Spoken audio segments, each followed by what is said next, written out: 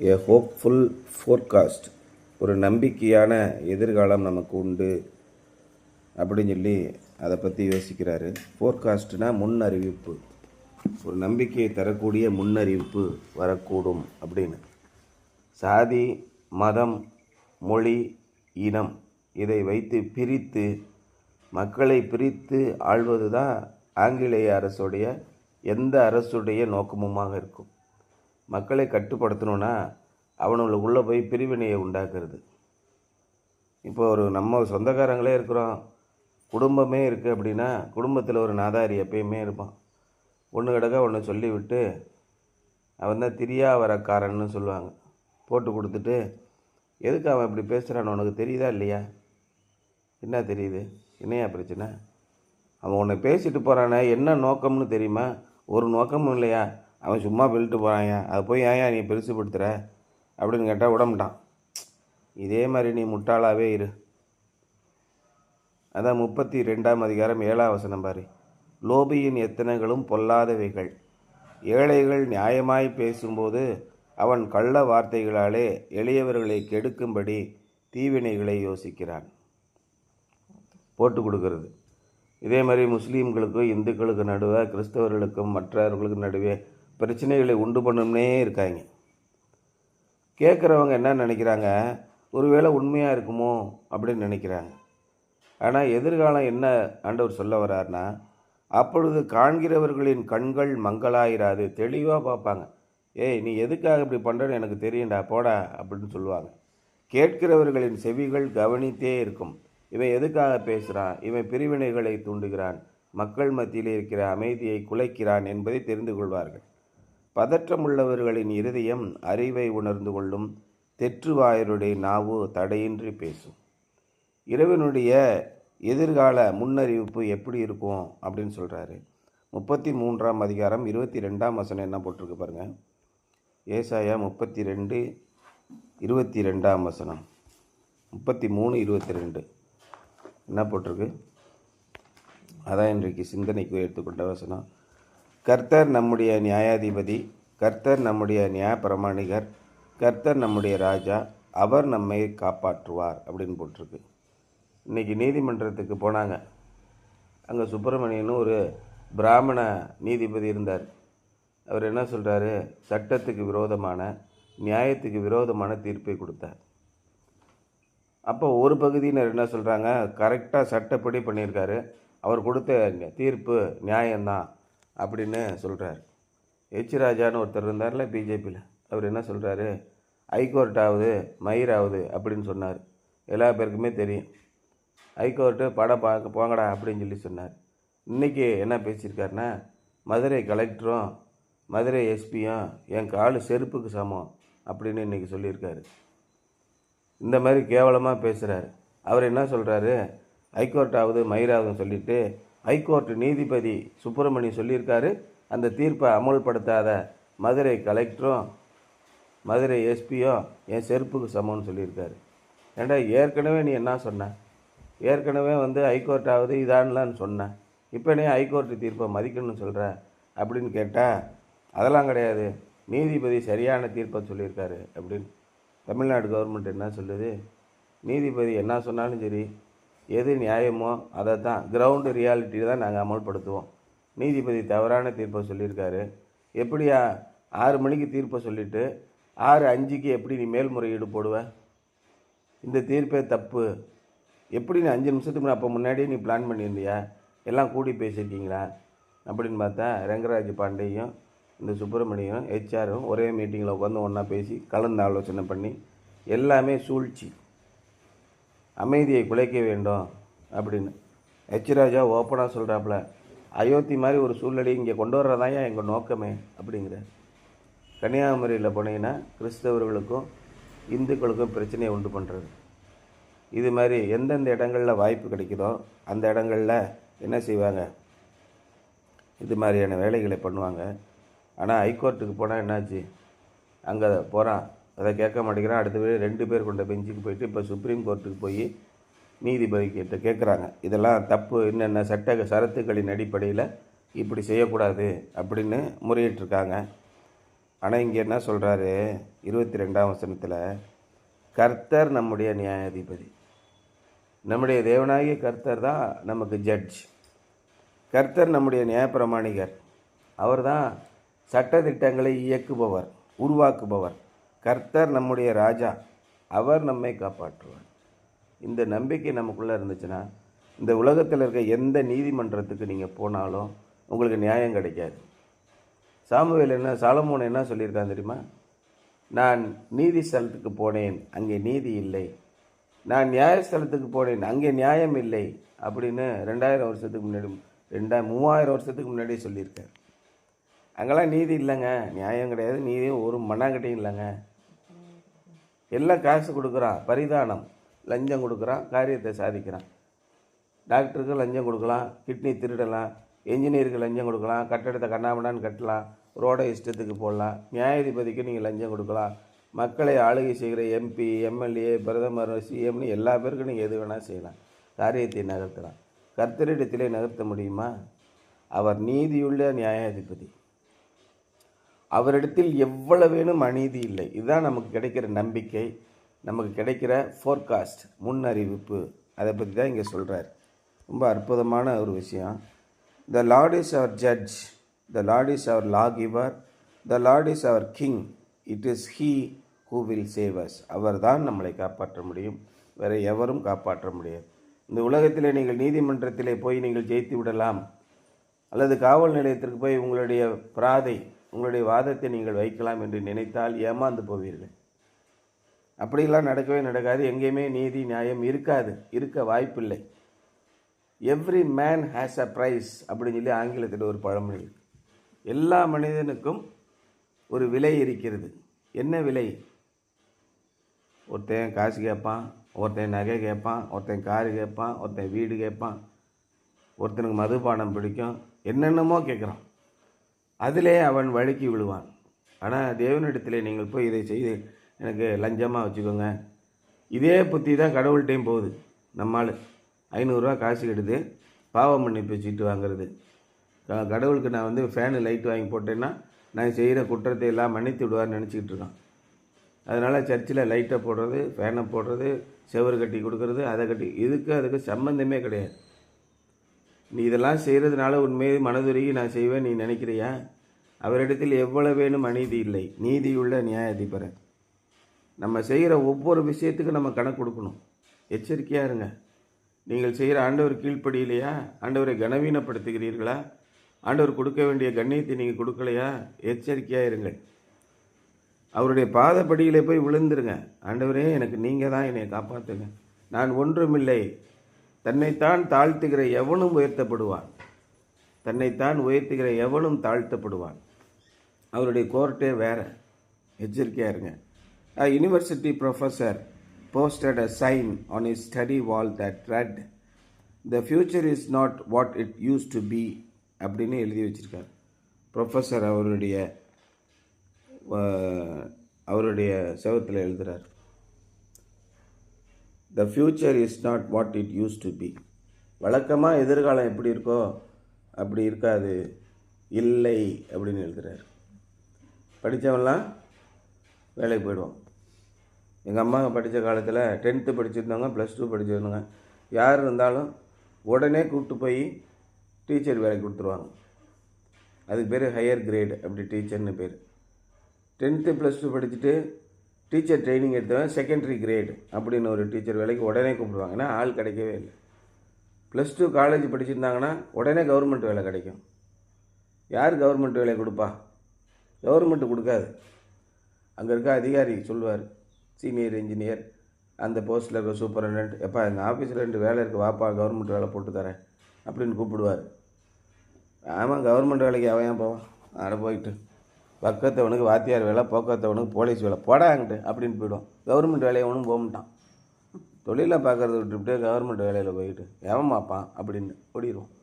ஏன்னா படிக்க வச்சவன் யார் இருப்பா? ஏற்கனவே பிஸ்னஸில் டாப்பாக இருக்கவன் பிள்ளைகளை தானே படிக்க வைப்பான். மற்றவர்களுக்கு தான் கல்வி கிடையாது. அப்போ என்ன நினச்சாங்க? ஓஹோ, படித்தா வேலை கிடைக்கும்போது ஏகப்பட்ட பேர் படித்தான்.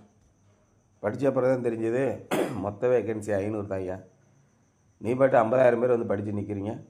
அது எக்ஸாம் வச்சான், நீட்டு வச்சான், ஜேஇ வச்சான், எல்லாத்தையும் கழிச்சு கட்டு, படிக்க வந்துட்டானு இவனுங்களாம் அப்படின்னு எல்லாரையும் கழிச்சு கட்டினான். தி ஃப்யூச்சர் இஸ் நாட் போட்டார் பாரு, what it used to be. நீங்கள் நினைக்கிறபடி ஏற்கனவே இருந்த மாதிரி எதிர்காலம் இருக்காது. Since the advent of atomic energy many people wonder if there is any future at all. இப்போ அணுக்கரு சக்தி வந்துருச்சு, அணு உலைகள். இப்போ லேட்டஸ்ட்டாக என்ன வந்திருக்கு, there is a atomic battery கண்டுபிடிச்சிருக்கோம். There is a small battery the size of a tumbler which will power your entire generation. உங்கள் வீட்டுக்கு 24 மணி நேரமும் அடுத்த 25 வருஷமும் உங்களுக்கு கரண்ட்டு கொடுத்துக்கிட்டே இருக்கும். இந்த டம்ளர் சைஸ் தான் பேட்ரி இருக்குது. That is called atomic battery. நீங்கள் காற்றாலைகள் தேவையில்லை, சூரிய சக்தி தேவையில்லை, எந்த அணு உலைகளும் தேவையில்லை. ஆளுக்கு ஒரு அட்டாமிக் பேட்டரியை கொண்டு வந்து வச்சுக்கோங்க. இப்போ ஒரு ப்ரோக்ராமிங் மிஸ் ஆனிச்சுன்னா என்ன ஆகும், அந்த ஊரே காலி ஆகிடும் ஒரு அட்டாமிக் பேட்டரியில். அவ்வளோதான். இதுதான் எதிர்காலம்னு ஒன்று இருக்குதுன்னு நினைக்கிறேன். நீನು யோசனை பண்ணி பாருங்கள். பக்கத்து வீட்டில் அட்டாமிக் பேட்டரி வச்சுருக்கான், நம்ம நிம்மதியாக வாழ முடியுமா? சைனாக்காரன் கண்டுபிடிச்சிட்டான். இனிமேல் எல்லா வீட்லேயும் இப்போயே ஏற்கனவே கேஸ் சிலிண்டரை கொண்டு வந்து வீட்டில் வச்சு அங்கங்கே கேஸ் சிலிண்டர் வெடித்து ஒரே குடும்பத்தில் 5 பேர் பலின்னு போட்டுக்கிட்டு இருக்கான். ஒழுங்காக பூட்டாமல் ஒழுங்காக லாக் பண்ணாமல் இருக்கும்போது. இதில் அட்டாமிக் பேட்டரி போட்டால் என்ன ஆகும், இப்போ ஒரு குடும்பம் போச்சு, அப்புறம் ஒரு ஊரே போயிடும். ஒரு 10 பேட்டரி வெடித்தா போதும், 10 ஊர் காலி கம்ப்ளீட்டாக. அப்போ எதிர்காலம் இருக்குதுன்னு நினைக்கிறியா? Since the advent of atomic energy many people wonder if there is any future at all. Albert Einstein said that he never thought about the future because it came soon enough. எதிர்காலம்னு ஒன்று இருக்குதுலாம் நினைக்கிறேங்க, சீக்கிரமே சோழி முடிய போகுது அப்படின்னு சொல்கிறாரு. யார்? Albert Einstein. In Isaiah 32-35 the chapters, the prophet invites us to look at future events to see what God has planned for his people and his world. எதிர்காலத்திலே தம்முடைய மக்களுக்கும் தம்முடைய உலகத்திற்கும் அவர் என்ன திட்டத்தை வைத்திருக்கிறார் என்பதை பார்க்கும்படி, நம்முடைய எதிர்காலத்தின் நிகழ்வுகளை பார்க்கும்படி தேவன் அழைக்கிறார். In Isaiah 32:1 he writes about a king, but in 33:17 he calls him the king. அப்போ 32:1 ஒரு ராஜாவை பற்றி எழுதுகிறார். 33:17 அவரையே ராஜா என்று அழைக்கிறார். By the time we get to verse 22, he is our king. It is not enough to say that Jesus Christ is the king or even the king. We must confess our faith in him and say with assurance that he is our king. ஒரு ராஜாவை பற்றி பேசுகிறார், பின்பு அவரையே ராஜா என்கிறார். அவர்தான் சாலேமின் ராஜா. பாடல் பாடுகிறோமா?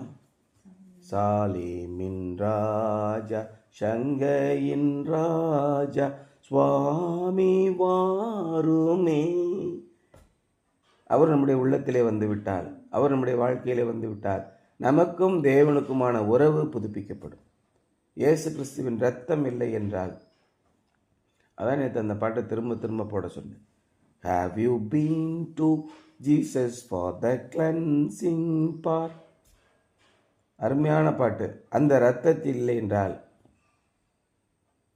உங்களுக்கு வழியே இல்லை, வாழ்க்கையே இல்லை, எதிர்காலமும் இல்லை. அப்பேற்பட்ட ஒரு ராஜா உங்களை அழைக்கிறார். அவரோடு கூட நெருங்கிய தொடர்பு கொள்ளுங்கள். We must confess our faith in him and say with assurance that he is our king. அவர் மீது நம்பிக்கை வைங்க. இந்த உலகத்தில் இருக்க எவன் மேலே நம்பிக்கை வைக்காதீங்க. எந்த நாயும் நமக்கு தேவையில்லை அப்படி போக சொல்லலை ஆண்டவர். எல்லாரிடத்திலும் அன்பாயிருங்கள், ஆனால் அவர்களிடத்திலே உங்களுடைய நம்பிக்கையை வைக்காதிருங்கள். இறைவனிடத்திலே உங்களுடைய பற்றை வைத்துக்கொண்டு எல்லாருக்கும் ஆதரவாக செயல்படுங்கள். சார், எப்பேற்பட்ட அருமையான காரியத்தை செஞ்சுருக்கீங்க. என்னுடைய உயிர் இருக்கிற வரைக்கும் உங்களுக்கு செருப்பாக கிடப்பேன் சார். ஒன்றும் நீ கிடக்க வேணாம், நீ ஆண்டவருக்கு கடை, எனக்கெல்லாம் நீ ஒன்றும் செய்ய வேணாம், எப்போ காலவாரி விடுவேன்னு எனக்கு தெரிய, நான் ஆண்டவரையே நம்பிக்கொள்கிறேன். இப்படி உங்களுடைய வாழ்க்கையை தீர்மானியுங்கள். அதான் சொல்கிறார். In contrast to the evil rulers of Isaiah's days, ஏசாயாவை நாட்களிலும் இன்றைக்கு இருக்கிற ஆளுகை செய்கிறவர்களைப் போலவே தான் இருந்தார்கள். என்னென்ன கேடுகட்ட காரியங்களை செய்கிறார்களோ அதைத்தான் செய்தார்கள். அதைத்தான் நீதிமொழிகள் என்ன போட்டிருக்கு, இதோ இதை பார், இது நூதனம் என்று சொல்லத்தக்க ஒரு காரியம் உண்டோ என்று. அன்னைக்கு எந்த கொடுங்கோளர்கள் இருந்தார்களோ இன்றைக்கும் அதே கொடுங்கோளர்கள் தான் இருக்கிறார்கள். மக்கள் தங்கள் மனதிற்கு ஏற்ற ஆளுகை செய்பவர்களை தேர்ந்தெடுத்தார்கள். கடைசியில் ஐயோ கொடுமை கொடுமைன்னு கத்துவான். நீதானையா செலக்ட் பண்ண, அவன் அப்படி தான் செய்வான். பீகார், உத்தரப்பிரதேசம், ஜார்க்கண்டு அங்கேருந்துலாம் எங்கே போகிறான்? கல்வி மறுப்பு, உங்களுக்கெல்லாம் கல்வி கிடையாது, வெளியில் போடா நாயன்றுவான். அத்தனை பேரும் பிழைப்பை தேடி எங்கே வந்து நிற்கிறான்? குடும்பத்தோட பிள்ளைகளோட தெருவில் படுத்து கிடக்கான். வசதியான வாழ்க்கை இல்லை, கல்வி இல்லை, நாகரிகம் இல்லை, சுகாதாரம் இல்லை, எதுவுமே இல்லை, நம்பிக்கையே இல்லை. மக்கள் எல்லாம் தெருவில் இருக்காங்க. கொடுங்கோல் ஆட்சியாளர்கள் மறுபடியும் அவனையே தேர்ந்தெடுக்கிறான். ஏன்? வெறி கொண்டு போயிருக்கான். மனது சரியில்லை, மூளை வளர்ச்சி இல்லை, கல்வி இல்லை, அறிவு இல்லை. அந்த நிலையிலே வைத்து கொண்டு இன்றைக்கி சண்டை போடுறவங்களாம் பாரு, ஆக்ரோஷமாக பேசுகிறவங்களாம் பாரு. ஒருத்தன் கேட்குறான், ஒரு கிறுக்கையும் கேட்குறான், 144 தடை உத்தரவு போட்டிங்கல்ல, 4 பேருக்கு மேலே கூட்டக்கூடாதுல, அங்கேயே 5 போலீஸ் நிற்கிறீங்கன்னு கேட்குறான். இந்த மாதிரி மெண்டல் பயில்களை வச்சுட்டு என்ன பண்ண சொல்கிறேன்? அவன் படிப்பு எவ்வளோதான், அவனுடைய அறிவு எவ்வளோதான். இவன் தான் ஹைகோர்ட்டில் கேஸ் போட்டிருக்கான். இவன் போட்ட கேஸுக்கு தான் தீர்ப்பு வழங்கியிருக்காரு நீதிபதி. இந்த குரூப்பே அப்போ எப்படி இருக்குது பாருங்கள். மிகவும் கேவலமான நிலையிலே மக்களின் உள்ளே இருக்கிற வெறியை தூண்டி விடுகிறார்கள். இந்த நிலையில தான் உங்களையும் வைப்பாங்க. இந்த மாதிரி சூழல்களை நீங்கள் எதிர்கொள்ள வேண்டும். எப்படி எதிர்கொள்வீங்க? போய் கோர்ட்டில் கேஸ் போட்டாங்க, ஹைகோர்ட்லேருந்து சுப்ரீம் கோர்ட்டு போயிடுச்சு. கவர்மெண்ட்டே கேஸ் எதிர்த்து போகுது. கவர்மெண்ட்டே எதிர்த்து இப்பேற்பட்ட காரியங்களை செய்கிறார்கள். நம்மளாம் எந்த அளவுக்கு தூசி. உங்களுக்கு என்ன தப்பிக்கிறதுக்கு என்ன வாய்ப்பு இருக்குது? இவர்கள் எதிரே வந்தால் நமக்கு பலமான வாய்ப்பு இருக்கிறது. அவரிடத்திலே நம்பிக்கை வையுங்கள். அதான் இவர் சொல்கிறார். In contrast the evil rulers of Isaiah's days Messiah will reign in righteousness and justice. நம்முடைய மேசியா நீதியிலும் நியாயத்திலும் நம்மை அரசாளுவார். Isaiah minister to spiritually blind, deaf and ignorant people. இன்றைக்கி நம்முடைய சர்ச், நம்முடைய கிறிஸ்தவ சபைகள் எப்படி இருக்குது? நேற்று ஒரு அறிக்கை விட்டிருக்காரு மதுரையில். BJP RSS wing Madurai. பேர் என்ன தெரியுமா? சாமுவேல் ஜோஸ். முட்டா பயிலும், அறிவுகட்ட பயிலும், கண்ணு தெரியாத பயிலும், காது தெரியாத பயிலுமா எங்கள் சர்ச்சில் நடந்தால் சபை ஊழியர்களும் பெற்றோர்களும் என்ன விதமாக பிள்ளைகளை வளர்த்திருக்கிறார்கள். சாமுவேல் ஜோஸ் அங்கே போய் முட்டாளாக இருக்கான்னா,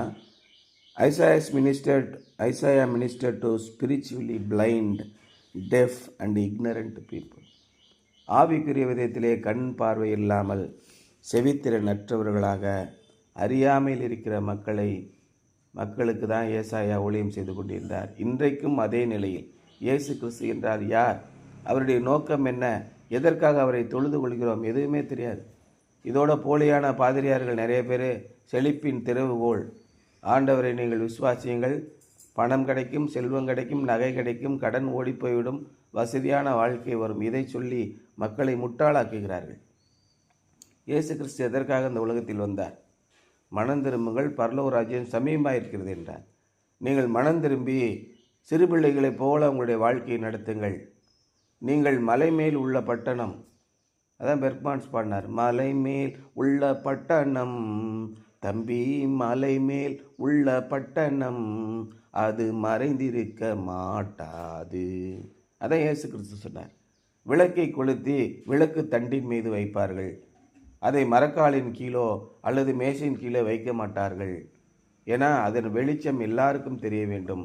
உங்கள் வெளிச்சம் எல்லாருக்கும் தெரிய வேண்டும். நீங்கள் மலை மேல் உள்ள பட்டணம், எல்லாரும் உங்களை பார்த்து கொண்டே இருப்பார்கள். யாருடைய கண்களுக்கு மறைந்து போக மாட்டீர்கள். நியாயத்திலும் நீதியும் நியாயாதிபதிகளுடைய பிள்ளைகளாக நீங்கள் வாழுங்கள். நியாயமுள்ள ராஜாவுடைய பிள்ளைகள் நீங்கள். அப்பொழுது இவைகளெல்லாம் உங்களுக்கு கூட கொடுக்கப்படும். நீங்கள் முதலாவது இஃப் கிளாஸ் ஒன்று இருக்கா இங்கிலீஷில்? So you satisfy the if class, then this shall be added to you அப்படின்னு சொல்கிறார். But in the kingdom all will see and hear God's truth as well as understand and obey it. ஆனால் தேவனுடைய ராஜ்யத்திலே இயேசு கிறிஸ்துவை ஏற்றுக்கொள்கிறவர்கள் எல்லாவற்றையும் புரிந்து கொள்வார்கள், எல்லாவற்றையும் பார்ப்பார்கள், எல்லாவற்றையும் கேட்பார்கள். இயேசு கிறிஸ்துவின் எண்ணம், அவருடைய ஆவி உங்களுடைய உள்ளத்திலே இருந்தால் இந்த பூமியிலே நீங்கள் நீதிவான்களாக இருப்பீர்கள், சமாதானத்தை உண்டு பண்ணுகிறவர்களாக இருப்பீர்கள். சமாதானம் பண்ணுகிறவர்கள் பாக்கியவான்கள், அவருடைய தேவனுடைய பிள்ளைகள் எனப்படுவார்கள் போட்டிருக்கா இல்லையா? Something to Pander today. Right this minute what are some of your worries about the future? If you really trust God, why do you think you are still worried? இந்த நொடியில் எடுத்துக்கங்க, உங்களுடைய எதிர்காலத்தை குறித்த கவலைகள் என்னென்ன யோசனை பண்ணி பாருங்கள். If you really trust God, why do you think you are still worried? நீங்கள் உண்மையிலேயே தேவனை விசுவாசித்து நம்பினால் ஏன் இன்னமும் கவலைப்பட்டு கொண்டிருக்கிறீர்கள் அப்படின்னு கேட்குறாரு. உள்ளபடியே நீங்கள் இறைவனிடத்திலே நம்பிக்கையுள்ளவர்களாக இருக்கிறீர்களா? இன்றைக்கு நமக்கு அடைக்கலம் இருக்கிறது. நமக்கு ஏதாவது ஒரு பிரச்சனை வந்துச்சுன்னா ஓடி போய் ஆண்டவருடைய சமூகத்தில் விழுந்து அழுதீங்கன்னா அவர் உடனே நிறைவேற்றுகிறார்.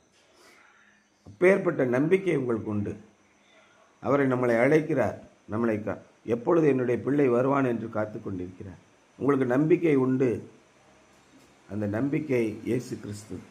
அவருடைய ஆலயத்தில் போய் என்ன மனசில் கஷ்டம் வந்தாலும், உங்கள் படிப்பில் கஷ்டம் வந்தாலும், உங்களுடைய வாழ்க்கையில் கஷ்டம் வந்தாலும், உங்களுடைய எண்ணங்களில் கஷ்டம் வந்தாலும் அங்கே போய் அழுங்க. உடனடியாக விடுதலை கொடுப்பார். நியாயமுள்ள நீதிபதி அவர் இருக்கிறார். அவரிடத்திலே நம்பிக்கையுள்ளவர்களாக இருங்கள். அதை குறித்து தான் அன்னைக்கு ஹோப்ஃபுல் ஃபோர்காஸ்ட். உங்களுக்கு எது வந்தாலும், என்ன வந்தாலும் மஞ்சிடே ஏசென்னை கைவிடாரே பாட்டு பாடுறோம் இல்லையா? அதான் இன்றைய சிந்தனை.